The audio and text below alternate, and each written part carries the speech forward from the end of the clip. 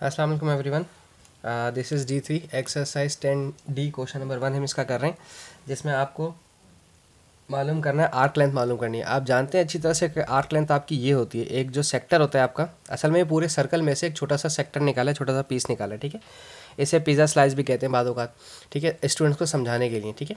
अच्छा, अब आपने करना क्या है कि आपने इसमें से इसकी आर्क लेंथ निकालनी है। आर्क लेंथ होती कौन सी, मैं आपको बता दूं। आर्क लेंथ कहते हैं इसको, ये जो ये साइड होती है सिर्फ ए से बी, सिर्फ इसको आर्क लेंथ कहा जाता है, ठीक है। ये रेडियस कहलाते हैं हमेशा, ये जो आर यहाँ पर लिखा हुआ है। 10A या इससे पहले आपने किया होगा आर्क लेंथ निकालने का जो फार्मूला आपने पढ़ा था, वो पढ़ा था θ/360 डिग्री मल्टीप्लाई बाय 2 और आर, ठीक है। और एरिया का आपने पढ़ा था फार्मूला θ/360 मल्टीप्लाई बाय πr², ठीक है।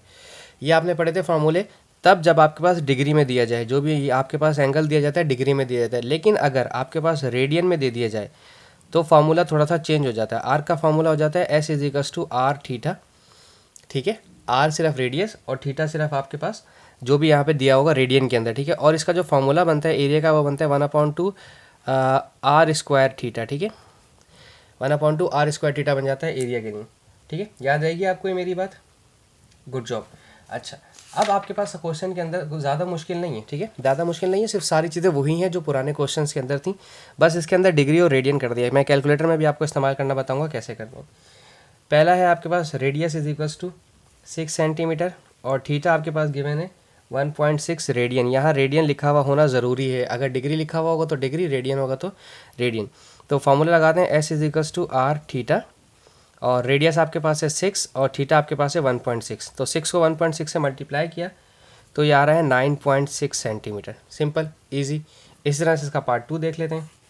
पार्ट 2 में रेडियस दिया हुआ है 14 सेंटीमीटर और थीटा दिया हुआ है आपके पास 0.25 रेडियन। रेडियन लिखा हुआ होना ज़रूरी है, एज आई सेड। अच्छा, अब इसका भी फार्मूला लगाते हैं S=r θ। रेडियस आपके पास है 14 और थीटा आपके पास है 0.25। 14 को 0.25 से मल्टीप्लाई करवाएं 3.5 सेंटीमीटर, ठीक है, इजी। पार्ट 3 भी देख लेते हैं इसका। रेडियस =25 सेंटीमीटर और थीटा =1.75 रेडियन, ठीक है। तो S=r θ। रेडियस आपके पास दिया हुआ है कितना, 25, और थीटा आपके पास दिया हुआ है 1.75। तो 25 को 1.75 से मल्टीप्लाई करवाएं ज़रा, दिस इज़ 43.75 सेंटीमीटर। पार्ट 4 इसका, यानी कि पार्ट डी इसका, रेडियस 12 मिलीमीटर दिया हुआ है। अच्छा, ये सेंटीमीटर नहीं था, मीटर था, ठीक है, तो ये भी मीटर होगा। थीटा दिया हुआ है 3/4 रेडियन, यानी कि 0.75, ठीक है। 0.75 ना भी लिखें आप, डायरेक्ट कैलकुलेटर में इसी तरह से लिख दीजिएगा। S=r θ 12 मल्टीप्लाई बाय 3/4, ठीक है। 4 1 4, 4 3 12 और 3 3 आपके पास 9 हो जाएगा, 9 मिलीमीटर। दैट्स इट, ईजी था, बहुत ईजी था। आई होप सो आपको समझ आया हो। Thank you so much for watching my channel. अल्लाह हाफिज़।